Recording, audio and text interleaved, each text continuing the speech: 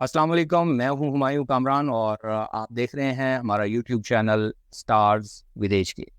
इस सेक्शन में हम आपकी मुलाकात ऐसी ऑर्गेनाइजेशंस और ऐसे प्रोफेशनल से करवाते हैं जो डिफरेंटली एबल्ड बच्चों के साथ मुंसलिक हैं और उनको सर्विसेज प्रोवाइड करते हैं। हम फ्यूचर में भी आपके लिए ऐसी हेल्पफुल वीडियोस लाते रहेंगे। सो आपसे रिक्वेस्ट है कि आप हमारे चैनल को ज़रूर सब्सक्राइब कर लें और बेल बटन को भी प्रेस कर दें, सो दैट हमें मिले मोटिवेशन और आपको मिले हमारी आइंदा आने वाली वीडियोस की नोटिफिकेशंस फ़ौरन से पहले। तो चलते हैं आज के सेशन की तरफ। आज के सेशन में हमें कराची से ज्वाइन किया है मिस फारिया हसन ने, जो कि सीईओ एंड फाउंडर हैं द माइंड मेंटोर की। आइए इनसे मिलते हैं और जानते हैं कि माइंड मेंटोर क्या है और क्या काम करता है और सोसाइटी की बेहतरी के लिए कैसे कंट्रीब्यूट कर रहा है। So thank you very much miss Faria Hasan के आपने इस सेशन के लिए ज्वाइन किया और we welcome you at our channel. Thank you so much sir. That's so kind of you. और ये बहुत अच्छा आपका, मैं आपको थैंक यू कहना चाहूँगी। This is a very great initiative parents के लिए भी और एज अ प्रोफेशनल के लिए भी कि आप ये इनिशिएटिव आपने लिया है। मेरी तरफ से और हमारी ऑर्गेनाइजेशन की तरफ से आपको एक बहुत बड़ा थैंक यू। जी थैंक यू वेरी मच जी। तो फारिया, हम यहाँ से स्टार्ट करते हैं कि हम पूछना चाहेंगे कि द माइंड मेंटोर क्या है, कब से आप लोग काम कर रहे हैं, कराची में आप कहाँ मौजूद हैं, थोड़ा थोड़ा इसका तारुफ कराएं तो फिर हम आगे चलते हैं। बिल्कुल, द माइंड मेंटोर एक हम ये कह सकते हैं it's a baby, growing up baby, जो कि it's a very new setup. Basically हमें अभी 1 साल ही हुआ है और हमारी लोकेशन है गुलशन इकबाल 13D। गुलशन इकबाल 13D में मौजूद है ये। अच्छा, आइडिया अगर हम कहें कि ये कैसे आया, तो इनिशियली तो मेरा आइडिया पहले सिर्फ प्री स्कूल का था, छोटे बच्चों का इरादा था।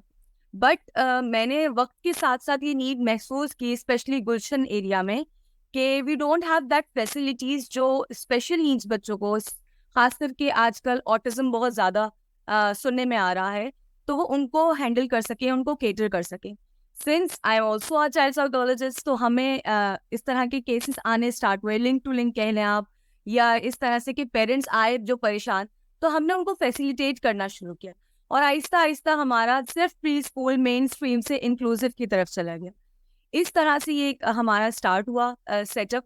और अब माशाल्लाह जो है हम हर तरह की फैसिलिटी बच्चों को दे रहे हैं, चाहे वो एकेडमिक्स हो या वो थेरेप्यूटिक सॉल्यूशंस हो, वो हम यहाँ पे प्रोवाइड कर रहे हैं। राइट।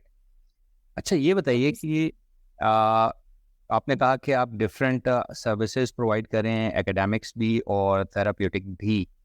तो अगर मैं ये जानना चाहूँ कि आप किन किन चैलेंजेस वाले बच्चों के लिए ये सर्विसेज दे रहे हैं, तो how you respond to that. अच्छा, राइट नाउ अगर हम चैलेंजेस की बात करें तो ऑटिज्म है, डाउन सिंड्रोम है, attention deficit hyper activity disorder, उसके अलावा global developmental delayed, speech delayed, इस इश्यूज के साथ ज़्यादा आ रहे हैं बच्चे, हम उनको फैसिलिटेट ज़्यादा कर रहे हैं। तो आप ये कह सकते हैं कि जो मेंटली डिसेबिलिटी है या मेंटली इल हैं, उनको ज़्यादा हम फोकस कर रहे हैं as compare to the physical one.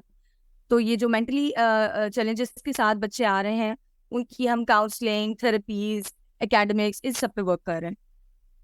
तो जब हम कहते हैं कि डिफरेंट थेरेपीज दे रही हैं, तो उसको थोड़ा सा एलैबोरेट करेंगे कि कौन कौन सी थेरेपीज यहाँ पे अवेलेबल हैं।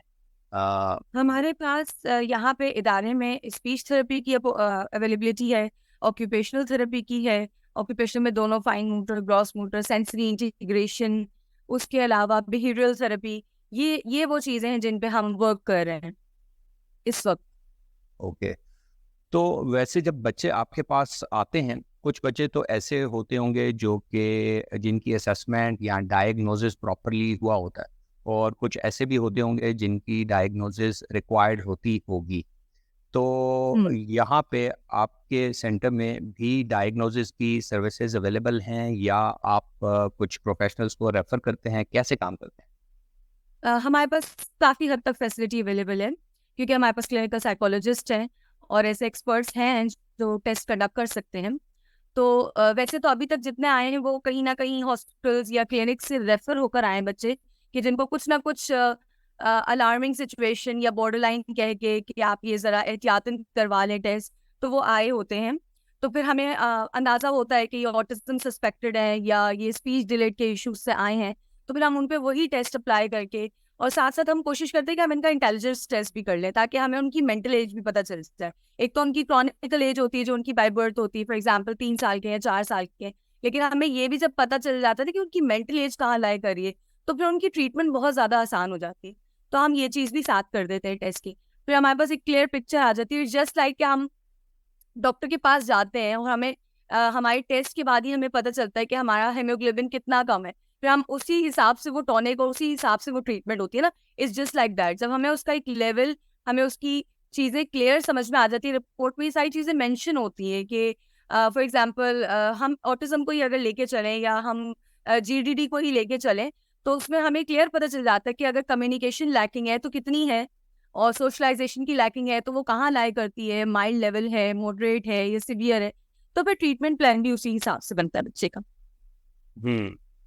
अच्छा, अभी आपको 1 साल हुआ है ये स्टार्ट किए हुए सेटअप, तो अभी आप कितने ऐसे बच्चों को सर्व कर पा रहे हैं अभी करंटली, अगर बात की जाए तो? सही।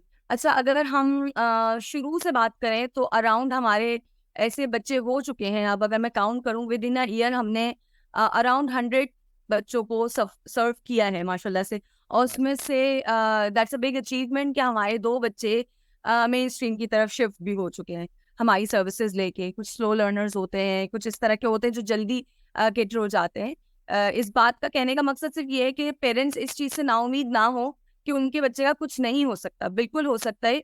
You have to be consistent, you have to trust and you have to work as well. तो ये चीजें जो है हम जब साथ लेके चलते हैं, इस ब्लेंड से जो है ना, वो बच्चे की एक इंडिविजुअलिटी निकल के सामने आती है। तो हमारे पास जितने बच्चे आए हैं अभी तक जो हमारे पास से सर्व हुए हैं, उसमें से 2 मेन स्ट्रीम में सेटल्ड हो गए हैं, ये एक बहुत बड़ी अचीवमेंट है। तो इस तरीके से हम कह सकते हैं कि 100 बच्चों को अभी तक हमने सर्व किया है विद एन ईयर। माशाल्लाह। तो ये बताइए कि आपने बताया कि थेरेपीज भी होती हैं, एकेडमिक्स भी होता है, कुछ जगहों पे, कुछ सेंटर्स में वन ऑन वन सेशन पे ही ज़्यादा फोकस किया जाता है। तो हम आपका मोड ऑफ ऑपरेशंस भी थोड़ा जानना चाहेंगे कि आप किस तरह बच्चों को लेके चलते हैं, group sessions, one two one, कैसे काम करते हैं बच्चों के साथ? सही। अच्छा, देखिए हमारा जो है ना, हमारा सिस्टम चाइल्ड सेंटर्ड है। फॉर एग्जांपल अगर एक बच्चा आता है, हमें लगता है कि वो उसके अंदर ये हमें डेवलप करना है कि वो सोशलाइज भी करे, तो हम उसको क्लास में भी रखते हैं। और क्योंकि उसके अंदर कुछ बिहेवियरल इश्यूज है या स्पीच थेरेपी है, तो ये चीज़ें तो ऑलरेडी 1 to 1 ही होती है, तो हम उनको 1 to 1 भी रखते हैं। तो इट्स लाइक कंबाइन कि हम समटाइम्स उनको ग्रुप में भी रखते हैं, like in classroom, and sometime we give the 1 to 1 session as well. इस तरह से सिस्टम चल रहा होता है, यानी दोनों चीजें हैं। इट डिपेंड्स कि बच्चे की नीड क्या है। राइट। एक चीज़ मुझे याद नहीं रही कि आपने बताई थी, क्या ऑक्यूपेशनल थेरेपी की सर्विसेज भी आपके सेंटर में, आपके सेटअप में जी अवेलेबल जी हैं? जी, बिल्कुल अवेलेबल है ऑक्यूपेशनल थेरेपी। राइट। तो हमने ये देखा है कि ऑक्यूपेशनल थेरेपी में ख़ास तौर पर, बाकी थेरेपीज में भी कुछ ना कुछ इक्विपमेंट और मटेरियल की ज़रूरत पड़ती है। तो अगर हम ये पूछना चाहें कि how well equipped is your centre as far as specially OT is concern, तो उसको कैसे जवाब देंगे? बिल्कुल, हमारा सेंटर माशाल्लाह ऑक्यूपेशनल थेरेपी के मटेरियल से फुली इक्विप्ड है। और अगर हमारे पास मजीद चैलेंजेस आते हैं जिसमें हमें मजीद मटेरियल की नीड होगी, तो we are ready to keep this in our institute. तो अभी फिलहाल जैसे ऑक्यूपेशनल थेरेपी में स्विंग की नीड होती है, जिम बॉल है, फाइन मोटर एक्टिविटीज़ है, डेली लाइफ के एडीएल्स हैं, तो ये सब तो हमारे पास फैसिलिटी अवेलेबल है। और माशाल्लाह हमारी ऑक्यूपेशनल थेरेपिस्ट जो हैं वो साथ साथ रिसर्च करके हमें बताती रहती है कि you have to include this, you have to include the weighted jackets for them. तो हम ये सारी चीज़ें साथ साथ करते रहते हैं, बिकॉज जब एक कोई इदारा नया होता है तो उसमें जैसे जैसे बच्चे आते रहते हैं वैसे वैसे तब्दीली भी आती रहती है। तो हम उसी फेज में हैं अभी। जिस तरह के हमारे पास बच्चे हैं उस लिहाज से we are fully equipped with occupational therapy material. Right. अच्छा, ये बताइए कि अभी हमने जितना ज़िक्र किया वो सारे ऐसे बच्चे जो आपके पास, आपके सेटअप पे पहुंच रहे थे, तो क्या ऑनलाइन सर्विसेज भी आप प्रोवाइड कर रहे हैं अपने कस्टमर्स को, कह लें क्लाइंट्स को, बच्चों को? जी बिल्कुल, जिस तरह के आजकल के हालात हैं, बहुत सारे पेरेंट्स फीस के अलावा अब आजकल नोट कर रहे होते हैं कि हमें आने जाने का बड़ा एक्सपेंस पड़ जाता है। तो इस लिहाज से अगर हमें ऐसा लगता है कि वो कैपेबल हैं, पेरेंट्स के अंदर भी एक ये चीज़ है रेडी टू लर्न, क्योंकि ऑनलाइन सेशन में सिर्फ एक बच्चा नहीं बैठ सकता, we need parent support as well. तो हमने ये चीज़ भी फैसिलिटी दी है, स्पेशली स्पीच थेरेपी में हम ऑनलाइन सेशंस प्रोवाइड करते हैं कि पेरेंट्स चाहें तो ऑनलाइन घर बैठ के बच्चे को खुद भी ट्रेनिंग हो और बच्चे को भी उसके साथ हेल्प आउट करें। तो ये फैसिलिटी हमारे पास अवेलेबल है ऑनलाइन सेशंस की। राइट। अच्छा, शुरू में जिक्र हुआ आपका अपना एज अ चाइल्ड साइकोलॉजिस्ट, जहाँ तक मुझे याद है। तो हम चाहेंगे कि आपका थोड़ा डिटेल में तारुफ आपसे ही सुने, ताकि लोगों को पता चले कि वो जिनसे बात कर रहे हैं और जिस सेंटर की जो ओनर हैं वो उनका प्रोफेशनल बैकग्राउंड और एक्सपीरियंस और एक्सपर्टीज़ है क्या। तो हम आपसे रिक्वेस्ट करेंगे कि अपना तारुफ आप मैं खुद ही करा दें। Thank you so much. Basically मैंने पहले बीएस ऑनर्स किया था स्पेशल एजुकेशन में, और उसके बाद मैंने थोड़ा सा एक गैप लेके थोड़ा सा एक्सपीरियंस हासिल किया, थोड़ा सा इंस्टीट्यूट को रिसर्च किया। तो उसमें मुझे थोड़ा सा मैं डिसहार्ट हो गई थी, बिकॉज यहाँ पे इतनी अवेयरनेस नहीं है हमारे पाकिस्तान में। थोड़ा सा मैं डिसहार्ट हो गई थी कि शायद मैंने गलत स्कोप ले लिया इसका, तो यहाँ कोई हमें इतना स्कोप नहीं नजर आ रहा है। तो anyways I was in teaching field since 2012। तो आप कह सकते हैं कि मोर देन 10 इयर्स का एक्सपीरियंस हो गया है मुख्तलिफ इदारों में काम करते हुए। Then I pursue my masters in educational psychology, and then वहाँ से मुझे एक आइडिया आया to have my own thing कि ओके जो मुझे लैकिंग लगती है व्हाई नॉट मैं उसको कवर अप करके एक अपना एक इदारा बनाऊं जिसमें जो मुझे लैकिंग लगती है कि ओके पाकिस्तान में ये फैसिलिटी नहीं है या हमें वो अपॉर्चुनिटी नहीं मिल पाती कि हम इन चीज़ों को भी इंक्लूड करें। तो वो मैंने किया, और साथ साथ स्टीम एजुकेशन के बारे में अगर आपको मालूम हो, steam is basically STEAM, that is science, technology, engineering, arts and mathematics. It is basically internationally curriculum जो कि एक्टिविटी बेस्ड लर्निंग को एम्फसाइज करता है, जो कि यहाँ पे अनफॉर्चुनेटली इतना ज़्यादा नहीं है। इसका फोकस ये होता है कि बच्चा किताबों से ज़्यादा एक्टिविटी बेस्ड पे फोकस करें, वो चीज़ों को विजुअली और लाइक लाइव देख के उनके साथ प्रैक्टिकली लर्न करें। तो मुझे एक ये आइडिया है कि व्हाई नॉट हम ये एक्सपेक्ट को, क्योंकि स्पेशल नीड्स में ऑलरेडी उनको क्यों हम बाउंड करें कि वही वो किताबें रटें या कुछ, हम उनको प्रैक्टिकल लर्निंग की तरफ लेके जाते हैं। तो मैंने स्टीम एजुकेशन का एक जो ब्लैंड था, बिकॉज मैंने खुद भी जो है वो अबैकस ट्रेनर हूँ, abacus is like mental math हम जिसे कहते हैं, तो मैंने वो भी सीखा, मुख्तलिफ लेवल्स उसके कंप्लीट किए। फिर उसके बाद अब मैं जो इस लेवल पे हूँ कि मैं चाहती हूँ कि जो हमारे स्पेशल नीड्स के बच्चे हैं ये टेक्निकली भी लर्न करें, just like robotics and science के जो एक्सपेरिमेंट्स होते हैं, इंटेलेक्चुअल गेम्स। तो हमने ये वाला ब्लेंड भी जो है वो इसमें इंक्लूड किया है। तो ये मेरा एक एजुकेशनल बैकग्राउंड है कि ये सब हमारी स्पेशलिटी। और उसके अलावा मेरा आगे मजीद इरादा है एमफिल परस्यू करने का। एजुकेशन कभी भी रुकती नहीं है, पॉज नहीं होती है, और जिस तरह से जैसे जैसे चेंजेस आते रहते हैं हमें भी रिसर्च वर्क और अपनी एजुकेशन को कंटिन्यू रखना पड़ता है, तो मरते दम तक है। राइट, बिल्कुल सही कहा। और हमारा अगला क्वेश्चन ऐसा ही था कि आपके सेंटर की कोई यूनिक फीचर, तो वो आपने हमें इसी सवाल में उसका जवाब दे दिया, जी अबैकस के थ्रू और स्टीम के थ्रू। तो हम ये पूछना चाहेंगे नेक्स्ट कि यहाँ पे आपके पास डिफरेंट प्रोफेशंस हैं, पूरी टीम है, जैसे ओटी का जिक्र हुआ, स्पीच पैथोलॉजिस्ट का जिक्र हुआ। तो हम थोड़ा सा जानना चाहेंगे कि आपकी टीम में कौन कौन से प्रोफेशंस यहाँ पे बच्चों के लिए अवेलेबल होते हैं। ठीक है, अगर हम शुरू से स्टार्ट करें तो वैसे तो हमारे पास 2 से 3 रेमेडियल टीचर्स हैं, एक स्पेशल एजुकेटर भी हैं। और जो स्पेशल एजुकेटर कोई भी बच्चे का इंडिविजुअलाइज एजुकेशन प्लान बनाते हैं वो पहले मुझसे अप्रूव होता है, बिकॉज मैं खुद भी स्पेशल एजुकेटर हूँ, तो ताकि कोई भी ह्यूमन एरर ना रह सके। उसके अलावा हमारे पास क्लिनिकल साइकोलॉजिस्ट है रुखसार इम्तियाज़ हैं, जो कि सदाकत क्लिनिक के साइकेट्रिस्ट के साथ माशाल्लाह से 2 साल उन्होंने अंडर सुपरविजन भी काम किया है, इसलिए वो टेस्टिंग की सर्विसेज हमारे पास प्रोवाइड करती हैं। उसके अलावा हमारे पास ऑन बोर्ड कोमल आरिफ है, जो कि RBT ट्रेंड बिहेवियर थेरेपिस्ट हैं।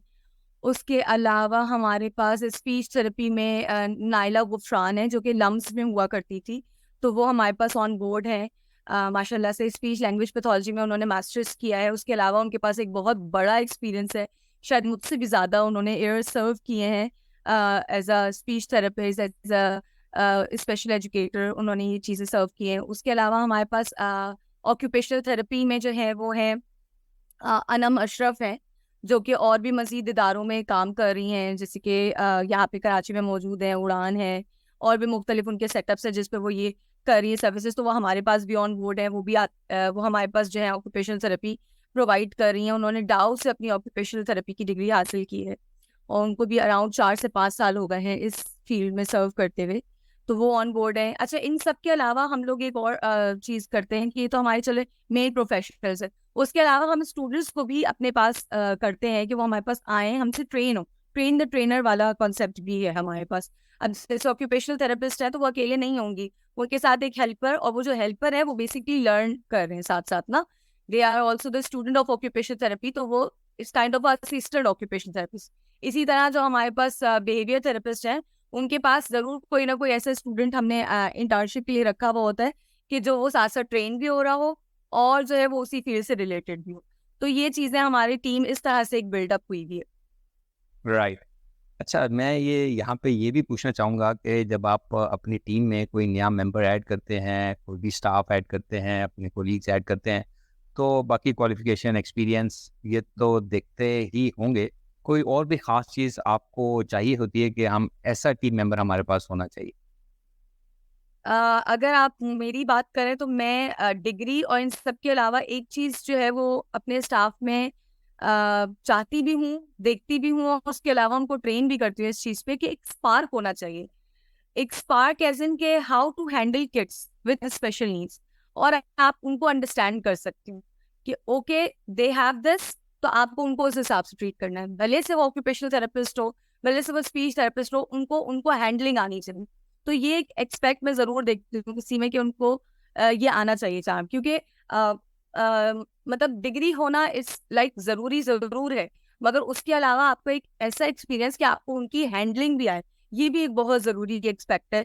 किसी इदारे में बच्चे उसी वक्त जो है वो बेहतर दिखते जब उनकी एक रेपो बिल्ड हो जाए एक थेरेपिस्ट के साथ। तो हम ये जरूर चीज देखते हैं कि एक थेरेपिस्ट में या एक टीचर में, इवन के जो मेरे दूसरा स्टाफ है, एडिशनल स्टाफ, या हम कह लें सपोर्ट स्टाफ जिसको हम कहते हैं, जिसमें हमारी मेड भी होती है, मैं उनको भी यही बात कहती हूँ कि आपके अंदर बच्चे की हैंडलिंग आनी चाहिए। आप बिल्कुल अनप्रोफेशनल नहीं लगे कि ओके मैं मेड हूँ तो मैं बच्चे को बस ऐसे ही ट्रीट करूँ जैसे नॉर्मली, आप उसको प्रोफेशनली ट्रीट करें। तो अल्हम्दुलिल्लाह हम इस चीज़ को फोकस रखकर अपना स्टाफ हायर करते हैं, और इस चीज़ का फर्क दिखता भी है कि जब एक टीम मेंबर में वो स्पार्क होता है बच्चे को हैंडल करने का, तो उससे बहुत ज़्यादा फर्क पड़ता है चीज़ों पे। राइट। अच्छा, ये बताइए कि अपनी अपग्रेडेशन ऑफ द एजुकेशन और उस पे तो आप जोर दे रही हैं कि एमफिल का भी इरादा है, तो जो स्टाफ है आपका या जो भी मेंबर्स हैं, अदर प्रोफेशनल्स हैं, जो टीम में शामिल हैं, वो उनको भी मोटिवेट करती हैं कि अपनी एजुकेशन ट्रेनिंग को अपग्रेड किया जाए, क्योंकि नई टेक्नोलॉजीज, नई टेक्निक्स बिल्कुल आती ऐसा रहती। ही है, क्योंकि ये तो वक्त की ज़रूरत है, ऐसा ही है। और अल्हम्दुलिल्लाह हम लोग अपना हम लोगों ने वीक में एक डे बनाया हुआ है, that is the research day. तो उस पे हम टीम बैठती है और हाउ टू बेटर थिंग्स, इस पे फोकस करते हैं। और उसके अलावा जो हमारे जो हम ये कह लें कि हमारा सीनियर स्टाफ है, दे ट्रेन दी जूनियर्स, और जो जूनियर्स हैं हम उनको एम्फसाइज करते हैं कि वो न्यू चीज़ें, because they are already in the learning phase, तो वो हमें जो है वो जो न्यू चीज़ें हैं या न्यू टेक्निक्स है या फॉर एग्जाम्पल रिसर्च वर्क है, वो उसमें करें, ताकि हम वक्त के साथ साथ ही आगे आगे बढ़ते रहें। ये चीज़ बिल्कुल है। राइट।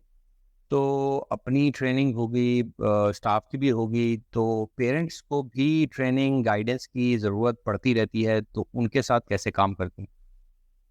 पेरेंट्स के साथ हम ऐसे काम करते हैं, वैसे तो अल्हम्दुलिल्लाह हमारा और पेरेंट्स का जो रिलेशन है वो बिल्कुल ओपन एंडेड है, मतलब उनको कोई स्पेसिफिकली अपॉइंटमेंट लेने की नीड नहीं होती हमसे बात करने के लिए। वो जब अवेलेबल होते हैं वो हमारे पास इजीली आ सकते हैं, इवन मैसेज कॉल कर सकते हैं, वो बाउंड नहीं है कि उनको कोई जवाब नहीं देगा या कुछ। लेकिन उसके अलावा हम रखते हैं वर्कशॉप्स जैसे अभी तक हम 2 टॉपिक्स कवर कर चुके हैं, that is the behaviour management and to how to enhance the speaking power of speech therapy के लिहाज से। तो हमने इन 2 चीजों पे अभी तक वर्कशॉप दिए। इंशाल्लाह आगे हम मजीद पेरेंट्स को, क्योंकि पेरेंट्स का ट्रेन होना बहुत जरूरी है। हमारे पास कोई बच्चा आता है, वो बेशक एज अ प्रोफेशनल हम उनको हैंडल करते हैं, बट अवेयरनेस और एक्सेप्टेंस घर से आती है, और सबसे पहले पेरेंट्स को ही इस चीज पे हम मोटिवेट भी करते हैं, उनको एक तरीके से हम उनको यही कहते हैं कि you have to stay strong, और आपको भी थेरेपिस्ट बनना पड़ेगा। बिकॉज हमारे पास बच्चा 3 घंटे मैक्सिमम 4 घंटे के लिए आएगा अगर वो सारी सर्विसेज ले रहा है, बाकी के 20 घंटे वो आपके साथ है, एंड यू नो बेटर। तो हम वही चीज होमवर्क के लिए भी पेरेंट्स को देते हैं, पहले से वो स्पीच पे वर्क हो रहा हो फॉर एग्जाम्पल, तो इस तरीके से उनको। और दूसरा एक हमने एक ये चीज भी निकाली हुई है कि पेरेंट्स ट्रेनिंग के लिए, कि हम पेरेंट्स को मंथली बुलाते हैं फॉर सेशन ऑब्जर्वेशन कह लें, या आप कह लें कि उनकी एक जर्नल मीटिंग होती है जिसमें हम उनसे भी फीडबैक लेते हैं कि कोई चीज़, कोई बिहेवियर में या कोई आपने नोटिस की हो तो वो आप हमें बताएं, और फिर हम इस तरह से वर्क कर रहे हैं आप उस पर। क्योंकि हमारे पास जितने पेरेंट्स आ रहे हैं, most of the parents are working, तो वो रोज तो आ नहीं सकते हैं, तो उनका भी टाइम बहुत कीमती होता है। तो हम लेकिन मंथ में ऐसा एक दिन जरूर रखते हैं कि जिसमें वो भी इजीली आ सके, ताकि जो कम्युनिकेशन है वो स्ट्रांग रहे, और दूसरा ट्रांसपेरेंसी रहे कि हम क्या कर रहे हैं और पेरेंट्स का क्या कंसर्न है। तो ये इस ब्लेंड के साथ हम ये चीज चला रहे होते हैं। तो parents training is very very important expect. Right. अच्छा, एक और क्वेश्चन जो पेरेंट्स को ज़रूर कह रहे होते हैं कि पूछिएगा, कि हम थोड़ा आइडिया चाह रहे होते हैं कि सेटअप की फ़ी स्ट्रक्चर के बारे में, या कोई एग्जांपल के थ्रू, ताकि उनको थोड़ा आइडिया हो सके। ऑब्वियसली सारी शायद बताना उस तरह भी पॉसिबल ना हो, तो आप अगर फ़ी स्ट्रक्चर को थोड़ा सा बता सकें किसी आइडिया के थ्रू। फी स्ट्रक्चर हमारा बहुत ज़्यादा नहीं है, हमने मिनिमम ही रखे हुए हैं कॉस्ट। अगर हम ओपीडी चार्जेस का बताएंगे जिसमें साइकोलॉजिकल कंसल्टेशन, तो उसमें पेरेंट्स आराम से अपॉइंटमेंट लेके 1500 पे करते हैं हमें, और हमने पर सेशन के भी इसी तरह के चार्जेस रखे हैं। लेकिन फॉर एग्जांपल हम उसमें डिस्काउंट भी देते हैं कि कोई पेरेंट अगर आ रहा है कि हमें तो स्पीच थेरेपी लेनी ही है, हम एक आध सेशन नहीं लेंगे, हमें तो मंथ्स कंटिन्यू करना है, तो हम उनको एक लमसम पैकेज दे देते हैं, एक डिस्काउंटेड पैकेज बना देते हैं जिसमें उनको पर सेशन 1000 की कॉस्ट भी नहीं आती है। तो इस तरह से जो है वो हमारा सिस्टम चल रहा है फी स्ट्रक्चर का, बहुत ज्यादा नहीं है। क्योंकि हमारा मानना ये है, वो अलग बात है कि ठीक है हम एक प्राइवेट इदारा है तो हम बिल्कुल फ्री ऑफ कॉस्ट तो नहीं कर सकते बिल्कुल, लेकिन हम बिल्कुल ऐसा भी नहीं चाहते कि कोई पेरेंट सिर्फ फीस की वजह से उनका बच्चा जो है वो उन सर्विसेज से महरूम रह जाए। तो हमसे जितना हो सकता है हम उतना डिस्काउंट जरूर अवेल कर देते हैं पेरेंट के लिए। राइट। अच्छा, एक चीज़ हमें बताइए, पेरेंट्स की अवेयरनेस के लिए उनको क्या आप एडवाइस करती हैं, क्या मशवरा देती हैं? क्योंकि हर पेरेंट ये पूछ रहा होता है हर ग्रुप्स में, डिफरेंट में, कि कौन सा सेंटर बेस्ट है, कौन किस सेंटर में जाएं। तो आप क्या मशवरा देती हैं कि जब वो सेंटर सेलेक्ट कर रहे हों या ऐसे प्रोफेशनल सेलेक्ट कर रहे हों, उनको किन चीज़ों पे फोकस करना चाहिए, किन चीज़ों को देख के डिसाइड करना चाहिए? सबसे पहले तो ये देखना चाहिए कि वो इन्वायरमेंट सिक्योर है या नहीं। सबसे पहली चीज़ यही होती है, बिकॉज हमें जो हमारे स्पेशल नीड्स बच्चे हैं ऑलरेडी स्पेशल हैं, हमें उनको और ज़्यादा एक सिक्योर इन्वायरमेंट में देना है जो कि चाइल्ड फ्रेंडली हो। कोई ऐसी चीज़ ना हो इस तरह की, स्टेयर्स या इस तरह को नहीं हो जो उनसे हार्म हो सके। अब जैसे हमारे पास है तो हमने अपनी हर जगह को कारपेटेड किया हुआ है कि फॉर एग्जाम्पल बच्चा गिरे भी तो उसको कोई चोट ना लगे, बड़ी इंजरी। तो आप पहले इस तरीके से आप ये चीज़ देखें, पेरेंट्स से हम ये कहते हैं। दूसरा ये कि अवेलेबिलिटी हो, मतलब आपके पास, आपको अगर कोई सवाल करना है, बात करनी है, तो आपको अवेलेबल हो कोई, भले से वो हेड पर्सन हो या कोई टीचर हो या थेरेपिस्ट हो। ऐसा नहीं कि आप जा रहे हैं तो आपको वेटिंग्स पे रखा जाए, आपको क्लियर पिक्चर दिखाई जाए। दूसरी चीज ये कि मॉनिटरिंग हो, सीसीटीवी, ये बहुत जरूरी है कि आपके पास ये चीज मौजूद हो, ये फैसिलिटी अवेलेबल हो कि फॉर एग्जाम्पल कोई इंसिडेंट होता है तो आपके पास उसकी कम से कम आपको पता तो चले कि क्या हुआ था। क्योंकि ये बच्चे बता तो नहीं सकते हैं, ज्यादातर को जो है वो स्पीच का इश्यू होता है जो हमारे स्पेशल नीड्स के होते हैं, और वो नहीं बता, अगर स्पीच होती भी है तो फंक्शनल लैंग्वेज नहीं होती। तो पेरेंट्स ऑलरेडी एंशियस होते हैं कि भाई क्या हुआ था, गिरे थे या भूल आए, कहाँ भूल आए। तो एटलीस्ट पेरेंट अगर किसी इदारे से पूछे तो वो इदारा देख के बता सकते हो, भले से पेरेंट को नहीं बताए। तो ये सिक्योरिटी के लिहाज से सीसीटीवी मॉनिटरिंग मुझे लगता है कि बहुत जरूरी है, पेरेंट्स को ये चीज देखनी चाहिए। फोर्थ एक्सपेक्ट ये देखना चाहिए कि वहाँ जो स्टाफ है वो हाईली ट्रेंड है या उन्होंने लेमैन रखे हुए हैं। क्योंकि ये चीज़ भी बहुत ज़्यादा आजकल सुनने में आ रही होती है कि दिखाया कुछ जाता है और होता कुछ है।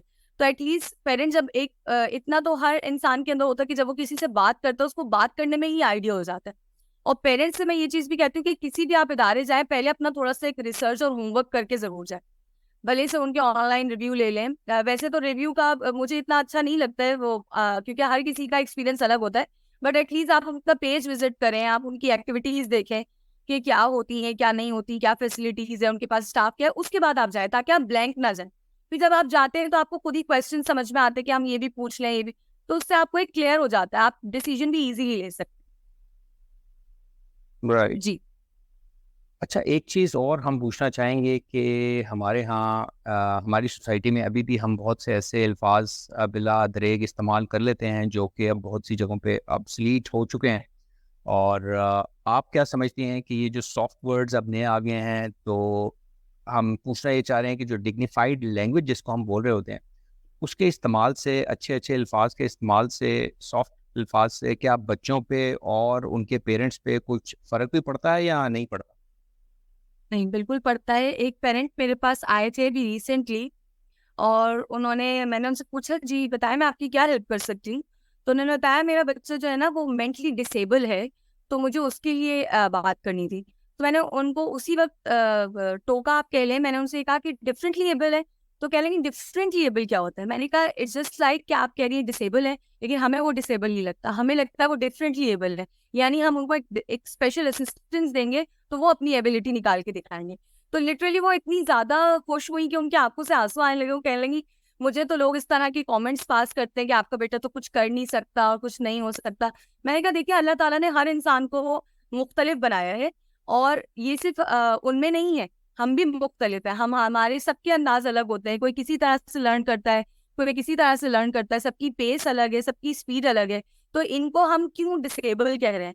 दे आर डिफरेंटली एबल। हम उनको डिफरेंट तरीके से जब ट्रीट करेंगे तो वो अपनी एबिलिटी निकाल के दिखाएंगे। तो बिल्कुल फर्क पड़ता है उनको। मेरे शायद इस जुमले से वो इतनी ज्यादा खुश हुई कि उन्होंने उस पर आगे वर्क करने का सोचा, और बच्चे के साथ साथ अपने जो है वो लगी रहती है माशाल्लाह से।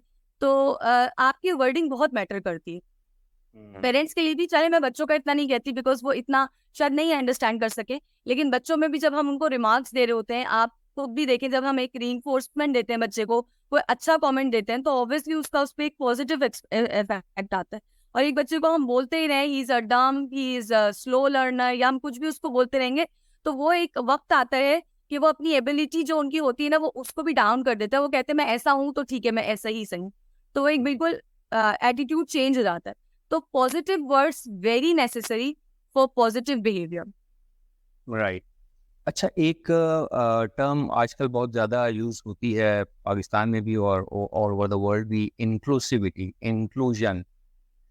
तो हम ये जानना चाहेंगे कि आप इंक्लूजन को कैसे समझती हैं, कैसे देखती हैं, और आप इसके लिए क्या कोशिश करना चाह रही हैं, कर रही हैं, आगे इरादा है, इसको थोड़ा अगर बता सकते।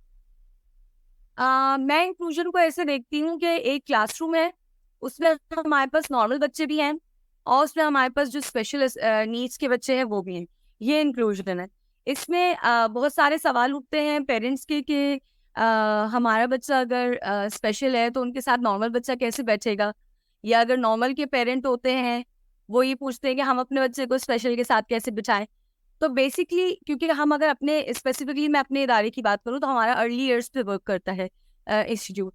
तो हमारे पास जो बच्चे नॉर्मल आते हैं वो बेसिकली प्रिपेयर हो रहे होते हैं फॉर एडमिशन टेस्ट या फॉर एंट्री टेस्ट, इस तरह के वो प्रिपेयर हो रहे होते हैं। उनके पेरेंट्स को हम ये सवाल का जवाब देते हैं कि अगर आपको लगता है आपका बच्चा किसी का बिहेवियर अडॉप्ट करेगा, तो आप कब तक उसको उस चीज से रोकेंगे। समहाउ उसको बड़े होकर कहीं वैन में जा रहे होंगे, कोई हार्श लैंग्वेज यूज कर रहा है, कुछ भी कर रहा है, तो वाई नॉट अभी से उनको ये ट्रेन किया जाए कि what is right and what is wrong. ठीक है, तो ये उनका सवाल का जवाब हो जाता है। और जो स्पेशल नीड्स को होता है हम उनको यही बताते हैं कि ऑब्वियसली इंक्लूजन का मतलब ही है, इंक्लूजन का मतलब ये थोड़ी है कि एक आपने एक स्कूल में बच्चे को एडमिशन करवा दिया जहाँ पे सारे नॉर्मल बच्चे, और उनको एक कमरे में रख दिया जहाँ पे स्पेशल बच्चे। This is not inclusion.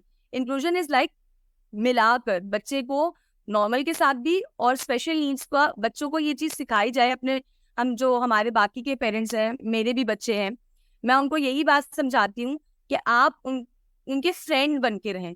अगर आपको लग रहा है कि एक बच्चा गलत कर रहा है तो वो यही टाइम है उनको सिखाने का, that is right and that is wrong. तो आप जब तक ये डिफरेंस पैदा रखेंगे कि नहीं भाई ये तो स्पेशल है, हम इनके साथ नहीं बैठ सकते, ऐसा हो जाएगा, कोई चीज अछूत नहीं है, या कोई चीज देखने से या टच करने से आपके अंदर नहीं आ जाएगी। तो इस चीज की अवेयरनेस बहुत जरूरी है। तो हमारा गोल यही है, और हम इसी तरह लेके चलते हैं कि अवेयरनेस इतनी हो कि हमारे जो नॉर्मल बच्चे भी है ना, वो भी ये सब जानते हो और उनको ट्रीट करना आता हो, ना कि वो उनको बुली करें। ये है एक्चुअली इंक्लूजन। राइट।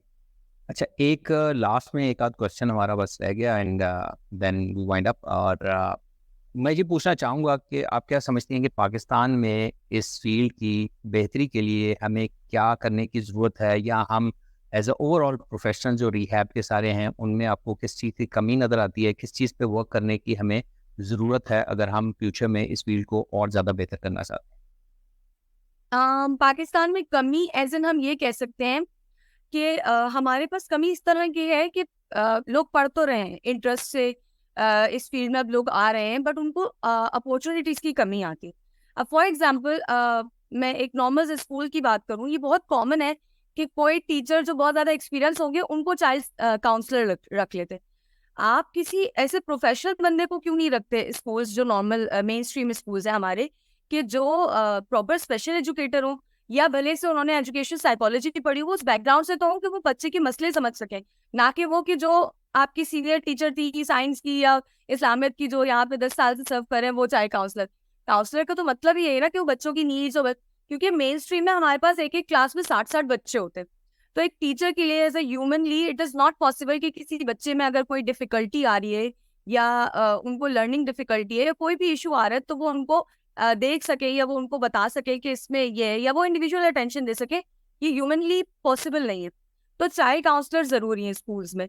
पाकिस्तान में अगर यही निज़ाम थोड़ा सा बन जाए ना, तो बहुत बेहतरी आ जाएगी कि एटलीस्ट स्कूल्स में एक प्रॉपर चाइल्ड काउंसलर हो जो कि इस फील्ड से रिलेटेड हो, दैट इज स्पेशल एजुकेशन में मास्टर्स किया हुआ हो, या क्लिनिकल साइकोलॉजिस्ट हो, या एजुकेशनल साइकोलॉजिस्ट हो जिन्होंने ये चीज़ें पढ़ी हुई हों। तो एक चीज तो ये जरूरी है।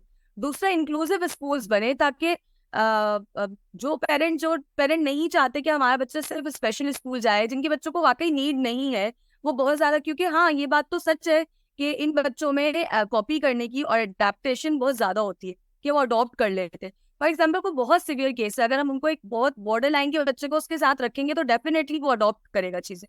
तो इंक्लूसिव का मतलब ये होता है कि उनको इंडिविजुअल अटेंशन भी दी जाए, और वो एक मेन स्ट्रीम माहौल में भी हो, ताकि वो प्रिपेयर होकर मेन स्ट्रीम जा सके। तो मेरे ख्याल से इंक्लूसिव स्कूल्स मजीद खुलने चाहिए। ये तो 2-3 चीज़ों पे वर्क हो जाए, तो वैसे पेरेंट्स में तो मैंने आजकल देखा है कि माशाल्लाह रिसर्च का एलिमेंट और एक्सेप्टेंस का एलिमेंट बहुत बढ़ गया है। तब इदारों के ऊपर है कि वो पेरेंट्स को किस तरह से लेके चले।